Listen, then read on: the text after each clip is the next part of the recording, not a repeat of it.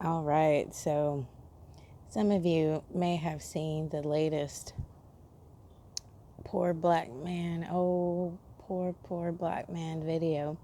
A guy was walking down the street with Versace shoes and a Versace bag, and he was wearing a simple outfit, just a tie-dye shirt, nothing fancy.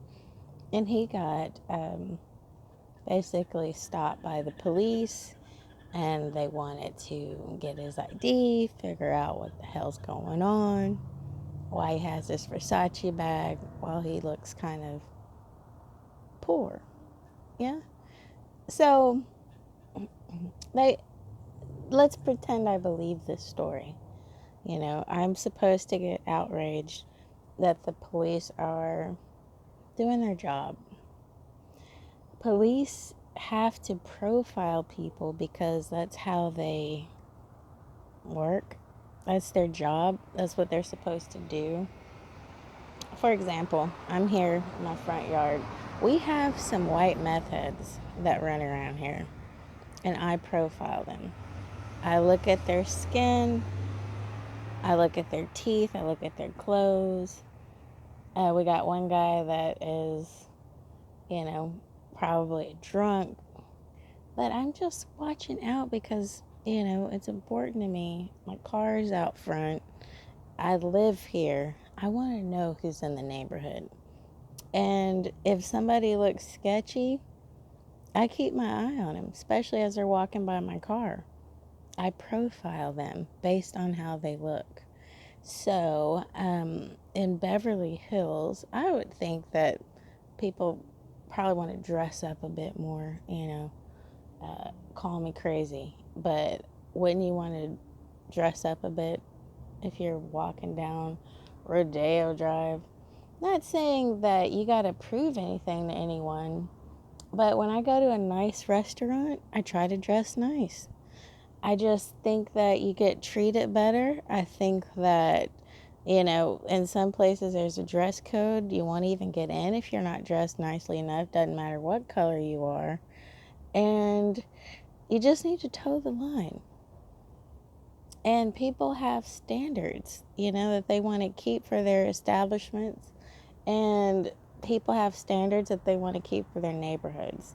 So if the wrong person was walking through my area and they looked like they were up to no good, I'd probably call the police on them.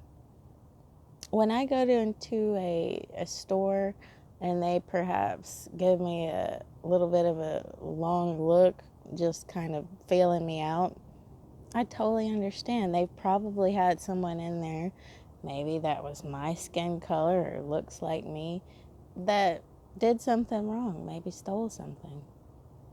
And they have a right to want to protect themselves. I, for one, do not see a problem with people being racist. I'm going to say it. If they have some sort of notion about a group of people that benefits them, it's kept them safe, it's kept them comfortable, let them have it. I'm not missing anything in my life because someone says they don't want to be around me. It's okay that people don't like you. It's okay that people look at you and get a bad read off of you. It is what it is. And I don't feel bad because, if I believe this story, this black man got stopped in Beverly Hills because he looked like an average Joe with a Versace bag. With all the stuff going on, who knows what happened? But, what if he was in a really nice suit? I really don't think he would have gotten stopped. And I don't understand this whole black urban wear, I know all races do it, but it just doesn't, it's not my style, It looks kind of bummy, recreational at best. But I don't understand why, you wouldn't dress up a bit to go to Rodeo Drive and shop. Okay, you work at Versace. He's a designer for Versace. They were supposed to know that by looking at him in this stupid tie-dye t-shirt. Tie-dye? This is another reason I don't believe the story. And the curly-haired cop was just way too good looking. These are people that were actors, um, you know, haven't made it. And they're in some two-bit, skit that's meant to rile us all up again about relationships between black people and the police. The biggest problem is that elephant in the room. No one wants to talk about this, but let's talk about just black on black crime. Black people commit a lot of crimes, and it's usually against other black people, but, that's what we do. Commit a lot of crime. It is what it is. Do I agree with that? Of course not. Do I see myself as a person who commits a lot of crime? No, I don't. I've been to jail. Did I deserve to go? Yes. I didn't pay those tickets and I went to jail. So, if a person is a professional, wouldn't it behoove them to kind of be able to read the room pretty quickly? I went out with a cop once. I had a little one night stand with a cop, but he, just looking at me, he knew exactly what kind of car I drove. Black woman, 30, you're gonna be. I drove a Honda Accord at that time. That was exactly right. He got it exactly right because he profiled me. And you can say that's a bad thing to do, but I would say it's probably what you gotta do as a cop. You've got to be able to say, okay, that guy doesn't look like he belongs here. This doesn't work. That doesn't add up. Let me just ask him a couple of questions. And they have a right to do that. That's why I can sit out here and not be worried about drive-by shootings or anything. If I don't have to lock my door one night, there's nobody jiggling the knob. And I credit the police for that. And I credit citizens like myself who would report anybody that looks suspicious. Anybody. We have meth heads around here, and I swear they're up to no good, but it's not to the point where I need to call the police. All they do is kind of walk around and get in a car and then go away. Nobody's started rifling through cars or anything like that, and I really don't see them that often. But if it gets there, I would not hesitate to call the police on them, and I'm very sure they would do something about it, even if it's me, a black woman, calling. So, yeah, this black man got profiled. Another reason I don't believe this story is, uh, if you look at all his posts, when he's up there at big events, he always has this sad look on his face, like, black. I'm black and it's bad. It's like they already set the story up. He's already got this forlorn look, all of his pictures.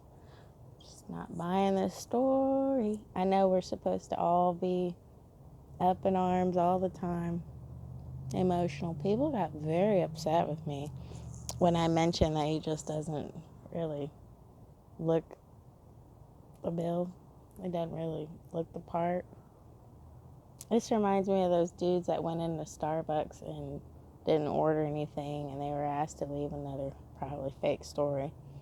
And they were supposedly big executives or something like that, and they were like in paint splashed clothes, and they look homeless to me. Yeah, if I were to go right now and say I'm gonna go shop at Barney's, I would dress up. I would dress the fuck up. Yeah, because people judge you. I judge you. If someone comes up to me and they're all tatted up all over their face and stuff, I'm going to be a little bit leery of them. And a lot of people will. That is just life. That is human nature, is to be xenophobic and a little bit sketched out about things we're unfamiliar with, because that is self-preservation. And if a cop does that, that's his freaking job. I'm paying him to be that way. And it saved a lot of lives. So you can get upset if you want to. But, you know, it's almost like when we tell women, wear what you want. You want to go out, you know, wearing like a pair of panties, you know, wear what you want. Now, the professionals that deal with rape and deal with victims of rape would tell you to not do that. Oh, you're victim shaming. Oh, we should just teach those rapists not to rape.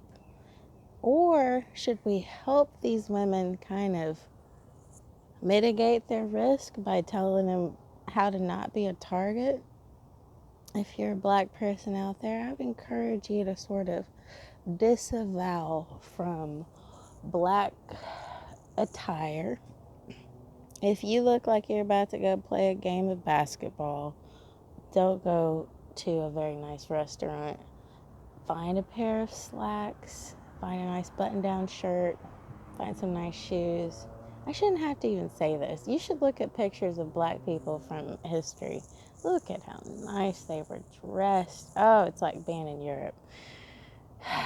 But everybody now wants to dress like they're going to play a pickup game of basketball at any minute. And, you know, it looks sloppy. I'm sorry. But, you know, I would say if you're black and you're out there and you're having some bad experiences, try stepping it up a bit. If you're white, same thing. I had to have the same talk with my ex's mother. She would go to nice places and people would look down on her because she wasn't dressed nicely. And I told her, well, why don't you just dress up a bit and wear something nice? I don't want to have to do that. I have to dress nice all day at work, and I don't want to have to do that.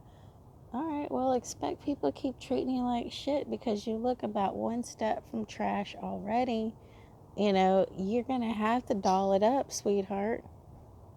Now, me, you know, people usually don't get a bad read from me, so I can get away with it. But if you're a person, I know white people who've said it themselves, like, I have to dress up a little bit because people kind of distress me. I have a friend like that. Some people look like they're one step from being a crackhead. You're going to have to dress it up. You know, if you can get away with it, you can get away with it. I can go out kind of looking like a bum and nobody really gives me a look. But maybe in your case, you might want to step it up a bit if you're having a bad result out there. That's my advice. So, Beverly Hills, dude, I would encourage you to do the same thing. Go jaywalking in a suit and let's see what happens, okay? Let's see if anybody pulls you over. Hi. How are you? Good. How are you doing? Good. So, that's my advice. Yeah. Step it up. Try to look better. You know, if you're getting resentful about this because you're black and you're like, I should be able to dress like a bum, just remember that all of your black brothers and sisters have been out there fucking up your reputation with bad behavior. It is what it is. I have to over tip because I know many of my black brothers and sisters don't seem to tip for shit. I've been a waitress. I've been in fucking customer service, food service. I've done it all. So I know how black people act. I have to really tip when I go out because I know they got stiffed by 5 previous black people that just don't understand. So, such is life. You know, it is what it is. Mr. Steinberg has poisoned the minds of black people. I swear to God, my next video, I'm going to talk about history.